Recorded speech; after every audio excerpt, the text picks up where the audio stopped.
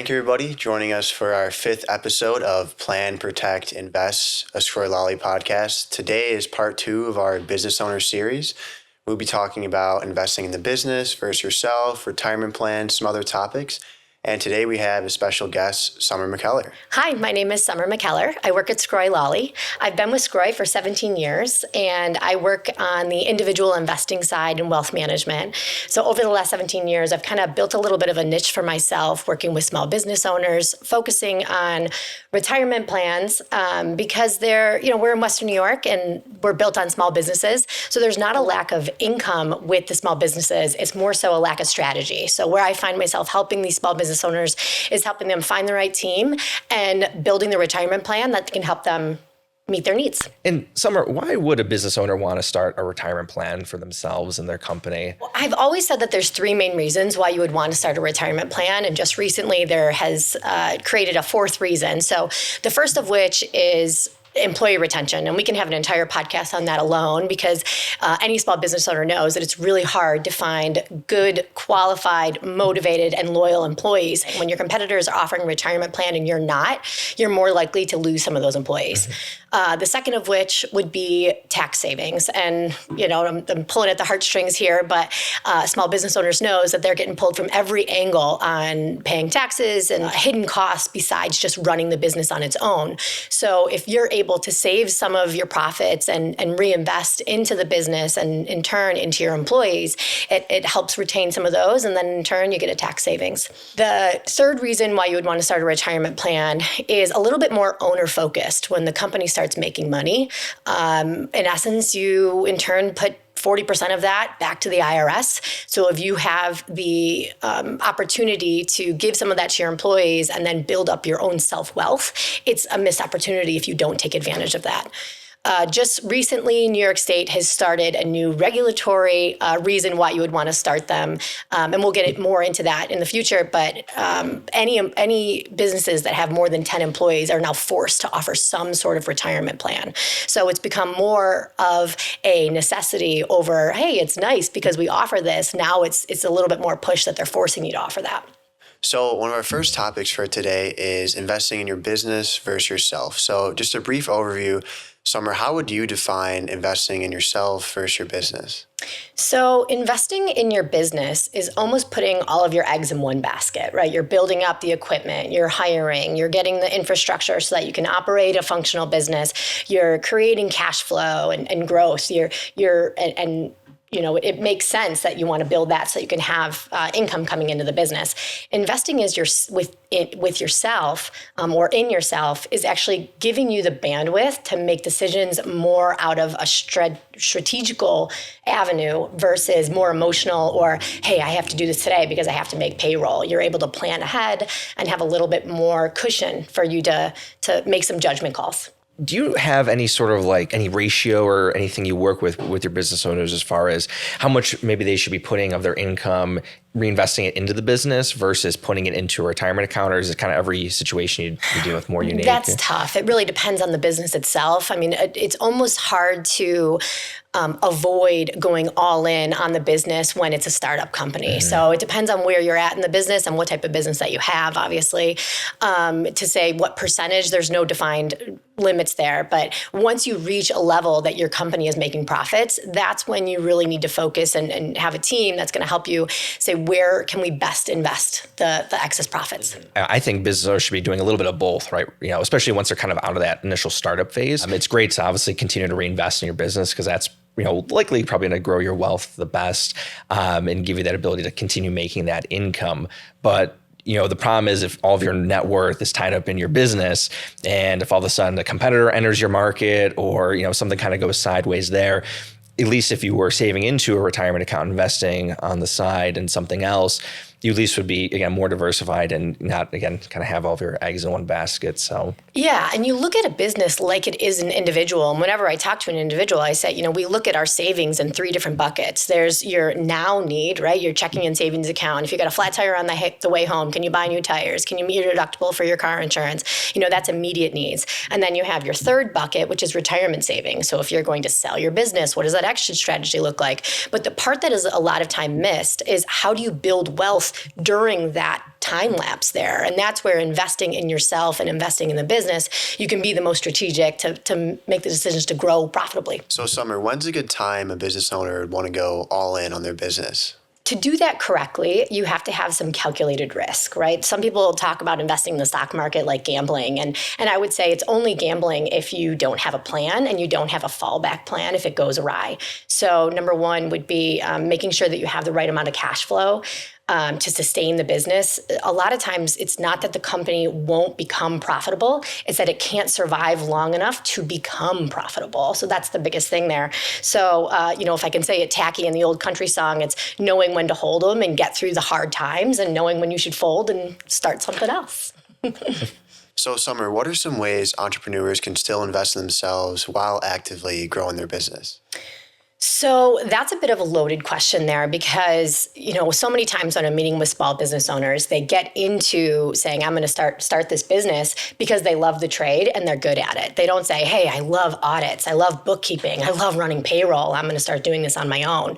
So investing in the business versus investing in yourself, it's creating the team to have the right employees that you can trust to go to the job or to handle the project on their own so that you can get the next job or the next project. And it's really leaning on the 4 key parts is the business owner having wonderful communication with the accountant, the payroll person, your attorney, and your financial advisor. And I can say the most well-run companies, the communication between those 4 partners makes the world of difference for a functioning company. So, is the payroll running the reports properly to get to the filing, to making sure that the retirement plans are running properly, that the profits are being executed to buy the new equipment versus investing back into the employees or hiring more staff.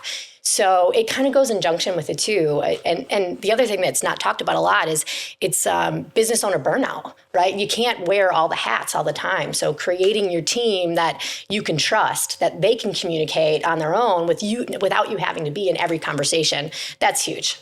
Yeah, it seems like the most successful business owners and CEOs in history, they're all are like master delegators, right? They know what they're extremely good at and they focus on that and kind of delegate all of that other stuff to professionals. Yeah, that's exactly right. I mean, the biggest companies, you don't see the CEO sitting in on the payroll, writing the payroll checks. So, getting a team that you can trust, it's the key.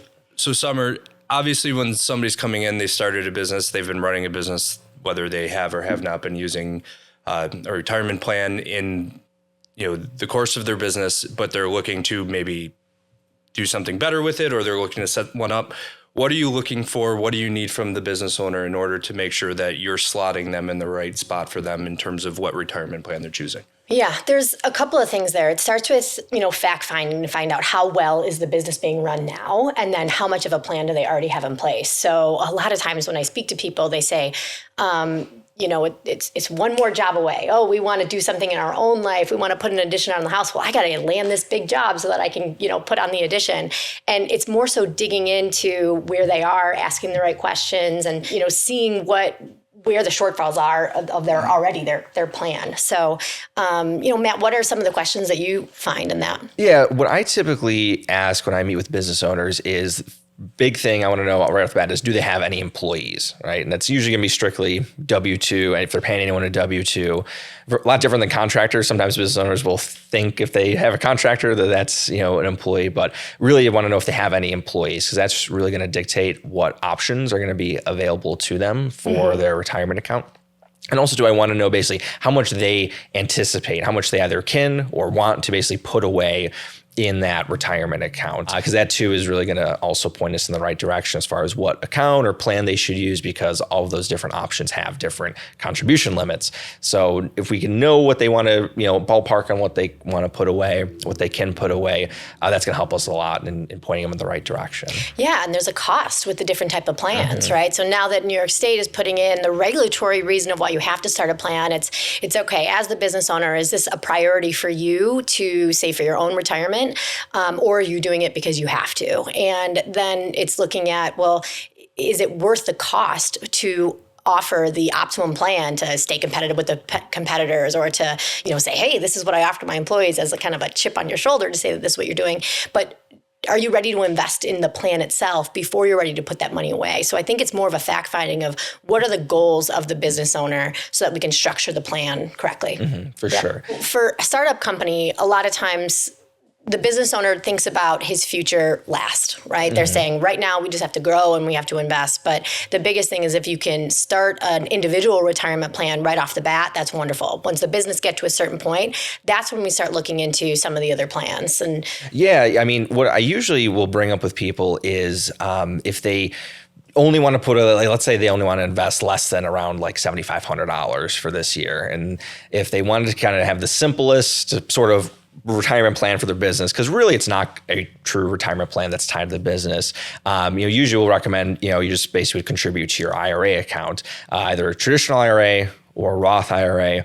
Of course, with a traditional IRA, if you or your spouse are covered by another employer retirement plan, the ability to deduct that contribution could be phased out depending on the size of your income.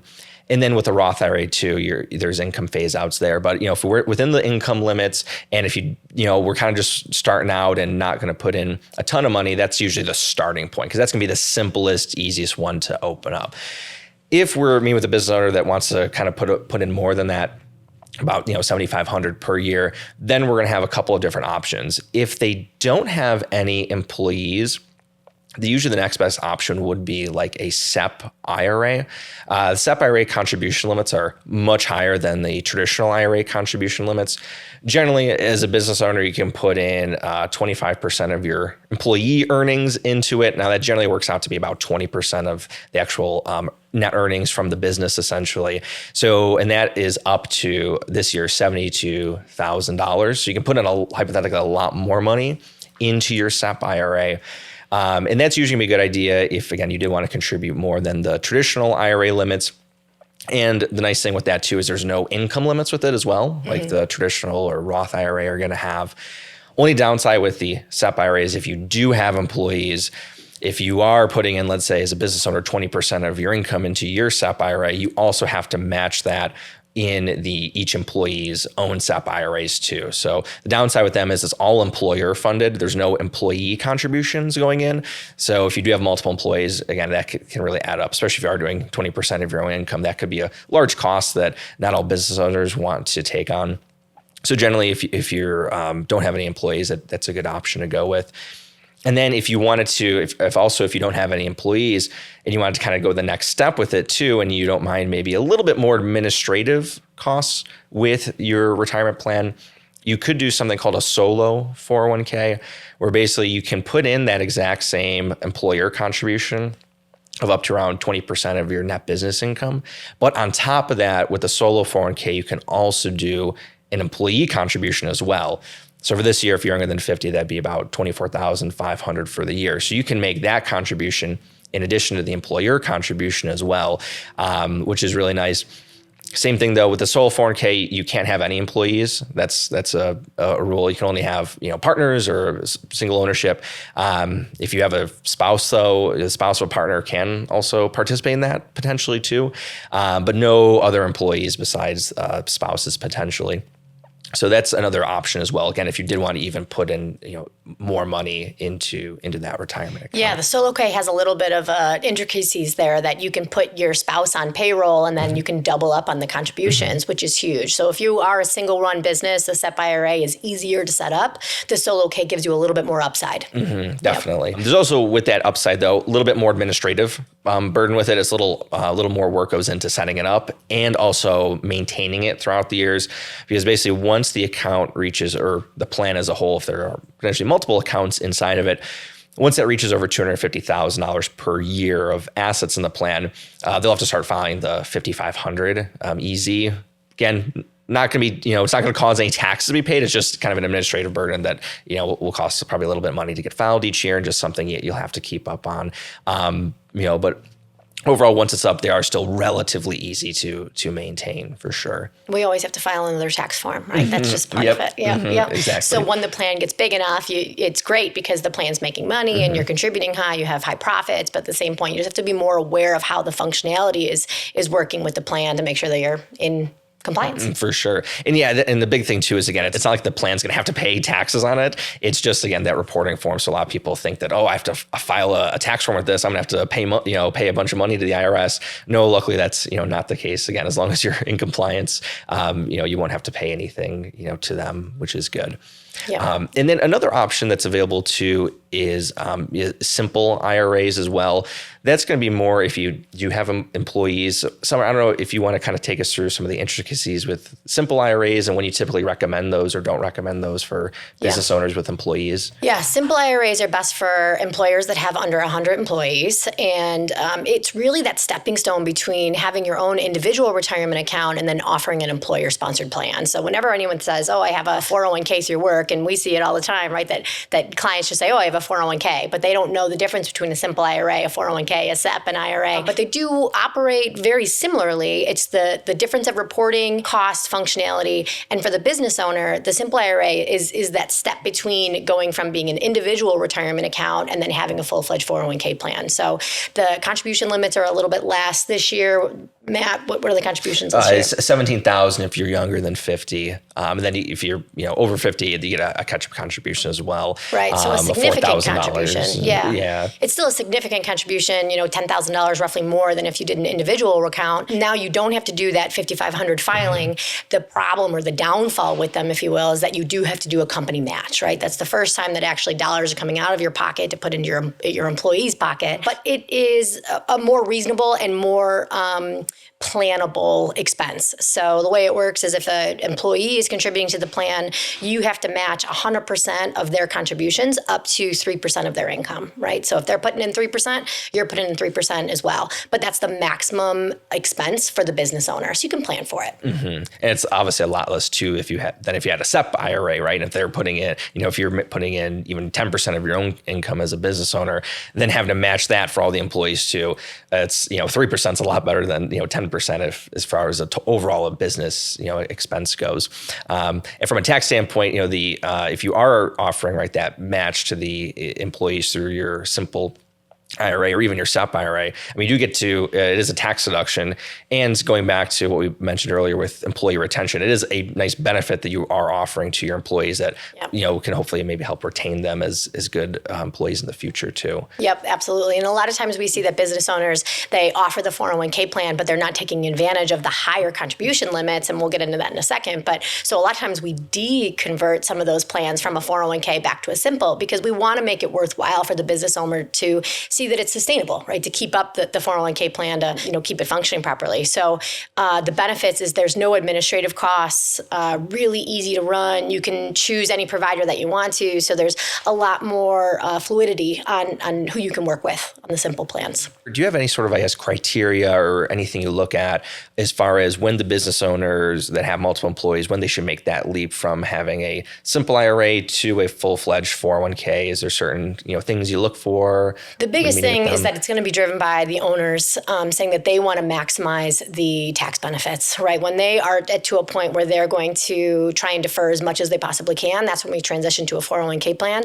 And then you can add in a profit sharing or a cash balance plan. And that's where real dollars can start going into the plan. So it just depends on profits and income and how much they're willing to reinvest into the plan.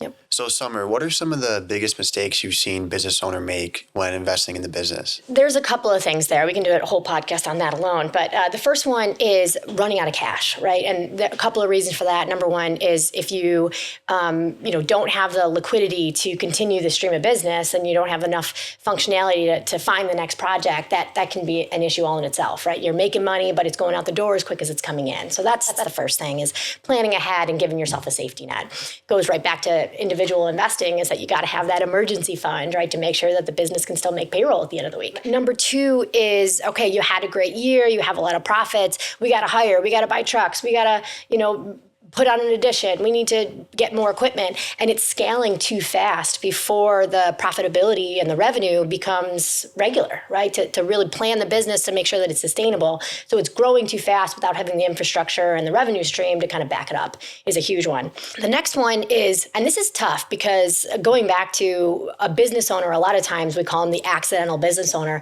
They don't love studying the books and they don't love looking at their ROI, their return on investment all the time. So it's, well, how much of what I made today am I paying in payroll? How much am I paying in maintenance of all of these trucks? Can I scale down on the number of trucks so that I don't have to put so much back into it? Can I, where are the maximum profits so that you can really kind of digest what is most profitable in your business? And the last one is, when you don't plan for retirement, when you don't have the exit strategy, Matt, if you want to speak to that, I would love it. But if you don't have that exit strategy, your retirement plan is selling your business. So if you're investing so much in a company that you are the number one driver of growth and revenue stream, you better be able to structure that business so you can put it in a nice little bow and package it up and get a paycheck at the end, right? So having that nest egg or that diversification of where you're investing your assets. A retirement plan is, at the end of the day, hopefully your business is going to be worth, X amount of dollars. But if you have that retirement plan as a backup at worst case scenario, it just gives you a little bit of peace of mind. Right. So biggest point there is making sure we keep the balance between investing in the business, but also themselves. Yep. Yeah, Summer, that's a great point. From a business owner standpoint, a lot of people kind of get pie in the sky feelings as to what they're going to be able to get out of this at the end, or what their family's going to be able to get out of this at the end. And in reality, the majority of businesses either just end, or they go under, or the majority of businesses do not get $1 million plus paycheck, a check at the end of their life cycle, piecemeal, or right? or it comes over time, or it just ends. The founder retires or passes away or something along those lines, and the business can no longer function the way it was when the founder was there, or the second generation person that took it to the next level is no longer there, whatever it may be. The reality is the life cycle of most businesses at the end is they're done. There's nothing there. So to, plan your business and to plan your business's life cycle, that you're going to walk away from it at 65, 70 at some retirement age with a nice fat check because somebody's going to come and buy you. That's not the right way to plan, because that is not the norm. The norm is that you want to retire, you shut the doors, and you turn to your IRA or 401k or whatever it is that you set up for yourself, and that's what you have left. So it's important for business owners to really understand that, obviously you hear the stories of the million plus dollar paydays or multi-million dollar paydays at the end of the life cycle of the business. But that's not the norm. You have to plan for, walking.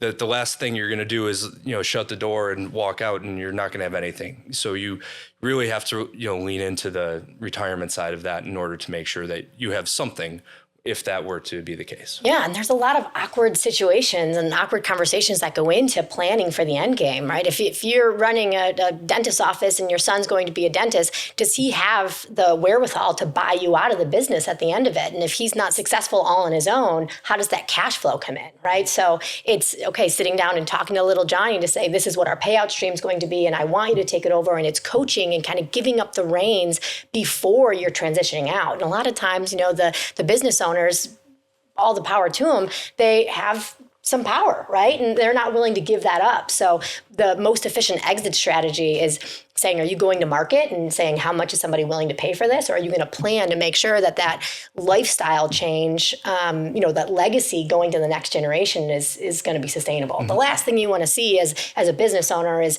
your company failing because you didn't hand it off properly. Yep.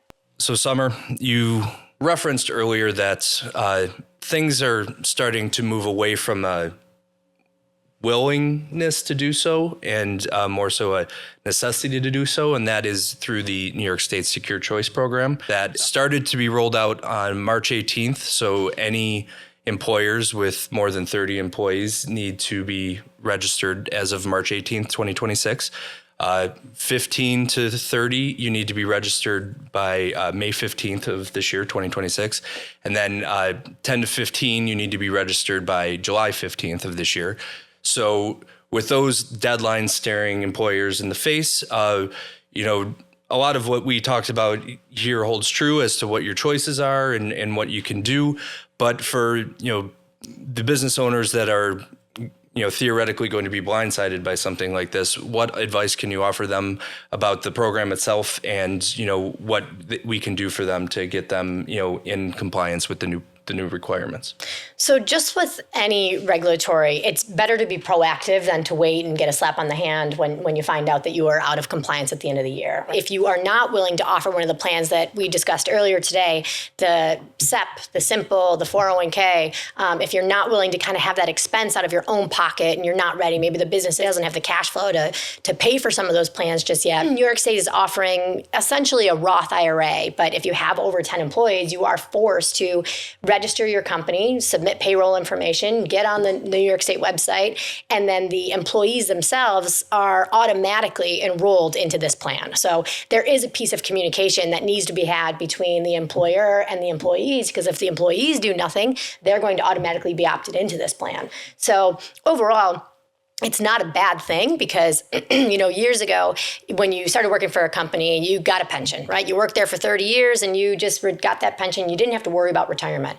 Well, over the last 40 years, there's been that transition that most companies are just not offering a pension plan. So that burden has really been transitioned over the employees back. But a lot of times people are like, well, might not stay here for long enough, or I'm not ready, or I'm building my family, investing in my own business and your personal household, and you're not willing to, take that pay cut by investing in the future. So what we're seeing is that, unfortunately, Social Security is not enough to live on. So you need to start saving for your own personal future. It's a forced savings at this point.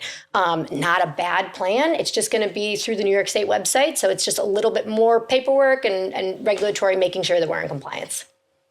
All right, and that wraps up this episode of Plan, Protect, Invest, a Scory Lally podcast. We would really like to thank Summer for coming and sharing her knowledge with you. And we hope that if you have any questions about running your business, starting a business, selling a business, whatever we've talked about over this 2-part series, please give us a call at 716-674-6700 or find us at www.scorylolly.com. Thank you. Thanks so much for having me.